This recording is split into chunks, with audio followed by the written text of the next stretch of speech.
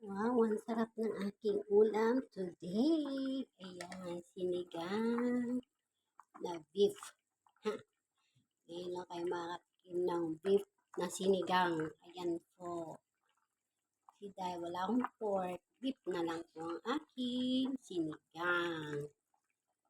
Ayan, with chili and mango. Sarap ng aking pagkain for today.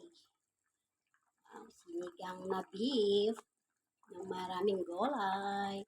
May gabi, may okra, may talong, may siling green, at meron pa akong sweet mango. Kain tayo. Sarap-sarap niyan, grabe.